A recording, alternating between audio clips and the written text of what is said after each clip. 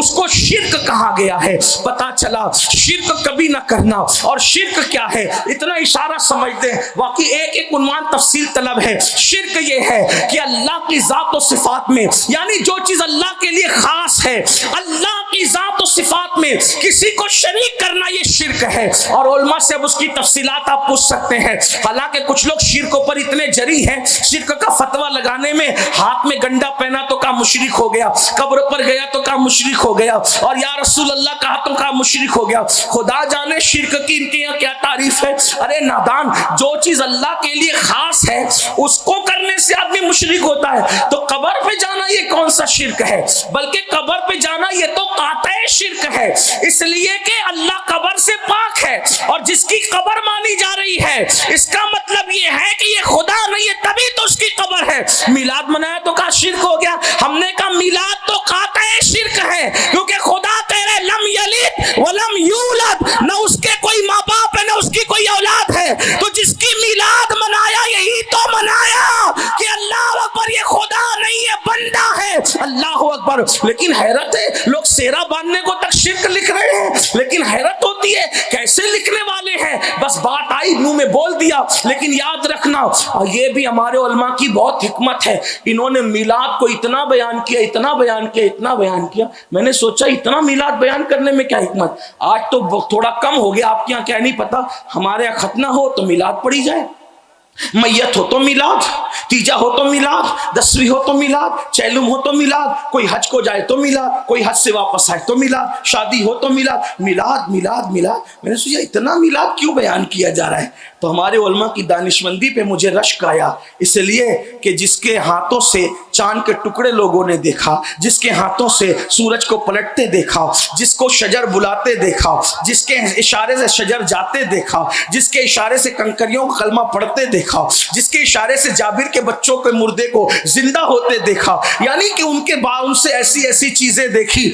تو کہیں کوئی جاہل ان کے بارے میں یہ نہ کہہ دے کہ جو سورج کو پلٹا لے وہ خدا ہے, جو چاند کے ٹکڑے کر لے وہ خدا ہے. تو علماء اہل سنت نے میلاد منایا, اور میلاد منا کر کے بتایا کہ خدا وہی ہے جس کی شان ہے لم یلد ولم یولد, جو میلاد سے پاک ہے وہ خدا ہے. تو لوگ کہتے ہیں میلاد منانا بھی شرک ہے.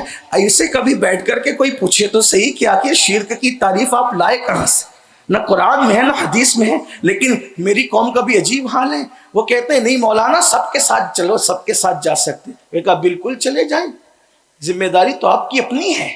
بس اتنا خیال رکھنا جب قیامت کے دن حضور کی بارگاہ میں شفاعت کے لینے جاؤ گے, اگر حضور نے پوچھ لیا جو میری ماں کو کافر کہتا تھا تو اس کے پیچھے نماز پڑھتا تھا, تو آپ کے پاس جواب کیا ہوگا. بس اتنا یاد رکھ کے جانا. آپ کہتے ہو یہ جمہوری ملک ہے, آپ جس کے ساتھ جانا چاہیں جائیں. آپ تو کسی کے بھی ساتھ جاتے ہیں, لیکن ہم آپ سے اتنا ضرور کہنا چاہتے ہیں ملک جمہوری ہے, مذہب میں جمہوریت نہیں ہے. مذہب پابندی چاہتا ہے.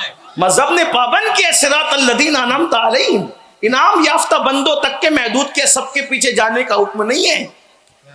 جو لوگ رسول اللہ کے ماں باپ کو کافر کہتے ہیں, اگر آپ ان کے پیچھے بھی نماز پڑھتے ہیں تو ذمہ دار آپ ہیں.